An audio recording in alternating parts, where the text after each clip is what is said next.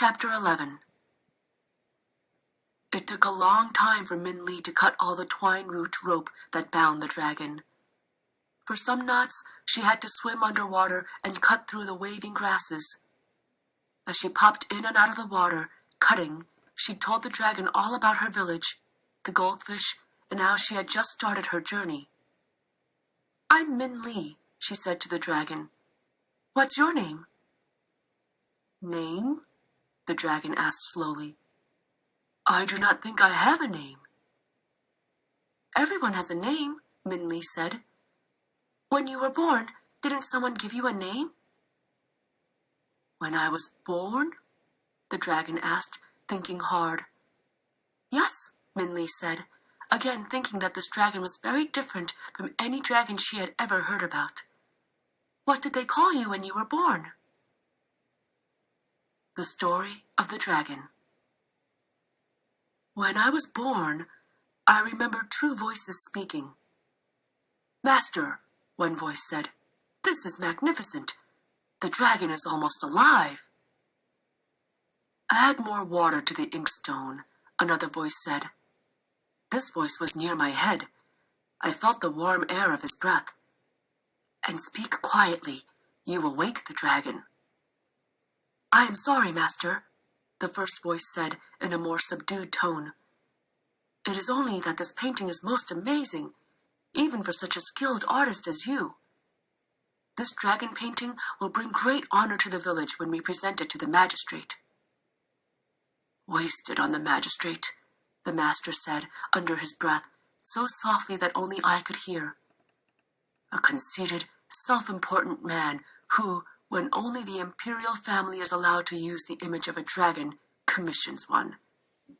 Now that his son has married the king's daughter, Magistrate Tiger will do anything to flaunt his power and overstretch his authority. But this painting will buy his favor and free the village from his unfair taxes." "What, master?"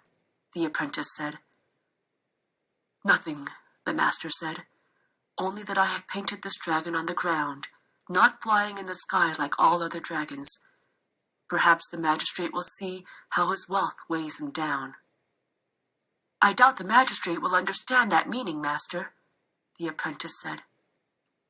"True," the master said, "but the dragon should still please him. I will prepare for his visit. The painting is finished. Clean the brushes and take great care with my special inkstone. It is one of a kind, the only inkstone that was able to be made from a rock my master cut from a mountain far from here. He never told anyone which mountain, so we can never make another." "Yes, master," the apprentice said. "But the dragon—" "Yes," the master said. "Is it finished?" the apprentice asked. "You have not painted the eyes." "As a painting, it is finished," the master said. "Young apprentice, I still have much to teach you." And I heard the voices and footsteps fade away. It was a strange feeling. I felt the warm light of the sun running over my skin, but my arms and legs were frozen.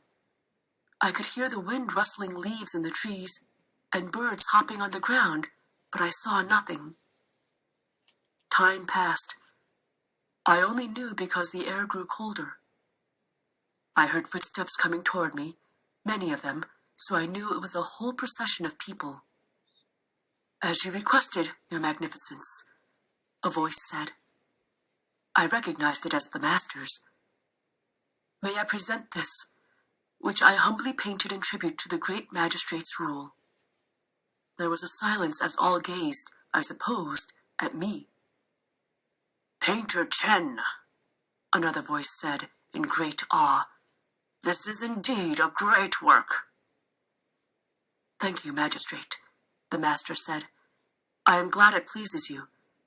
Then our agreement will be fulfilled?" "Yes," said the voice. "The village will be free from taxation for the next year, and I will take the painting." Even though I did not know exactly what was going on, I knew I did not want to belong to Magistrate Tiger. His voice had an undertone of cruelty and greed, even while he was expressing his pleasure. I tried to protest, but my still lips uttered no sound. Then I was rolled up, and all sound and feeling disappeared. I do not know how long I was rolled up. It might have been a day or a month or a year. All I could do was wait. But finally, I was unrolled, and I felt a cold gust of air all over me. If I could have, I would have shivered. "This painting is a masterpiece," a voice said in surprise. Then it quickly turned oily and flattering. "As only fitting for your greatness." "Yes," Magistrate Tiger said. "Have it hung behind my chair." "Yes, Magistrate," the voice said, and then hesitated and said, "How strange." "What's strange?" the magistrate asked. "Well," the voice said, "there are no eyes on this dragon. The painter must have forgotten." "No eyes?" the magistrate boomed. "Painter Chen dared give me an unfinished painting. I will double tax his village for the next 10 years. "Magistrate," a third voice said, one that seemed a little kinder. "It is only a minor flaw. If we just dotted in the eyes, the dragon would be finished." Yes," the magistrate said, obviously considering. "Bring me a paintbrush and ink." I heard the servants shuffling and bringing the paintbrush and ink. I felt the magistrate's hot, dry breath on my nose as he came close to me, and felt the cold ink touch my eye, and suddenly I could see. I saw the magistrate's fat face leering over me as he reached over and dotted in my other eye. As sight came into both my eyes, a warm feeling filled me, like drinking hot tea on a cold day. I felt strength come into my arms and hands and legs and feet, and my neck and head stretched for the first time. All the loud yells I had wanted to make now came rushing out of my mouth, and I gave a huge roar that made the magistrate fall over. "It has come alive!"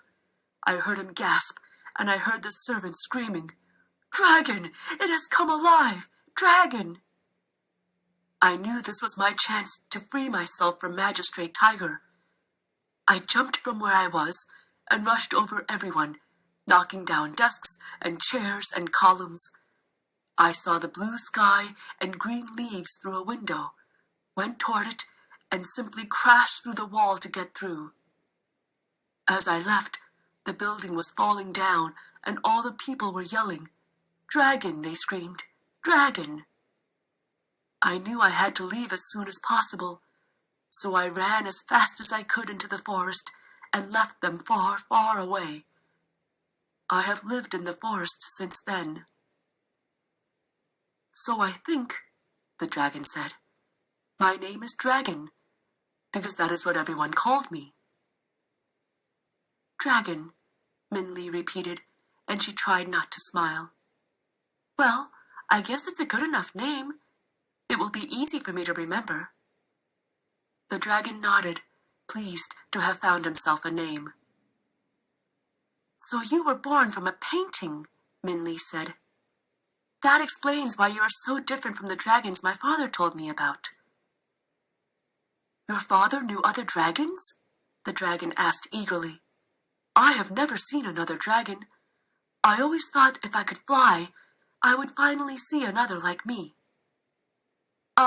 Well," Minli said, "I don't think my father ever knew any dragons. He just told stories about them. Most people think dragons are just in stories. You are the only dragon I've ever met." "Oh," the dragon said sadly, "and I am not even a real dragon." All this time, Minli had been cutting the twine ropes. At that very moment, Minli cut the last rope and rubbed the dragon's arm. "You're the only dragon I've ever met in real life," she said, "and you feel real to me, so I think you're a real dragon, or at least real enough. Anyway, if we're going to Never-Ending Mountain together, let's at least be real friends." "Yes," Dragon agreed, and they both smiled.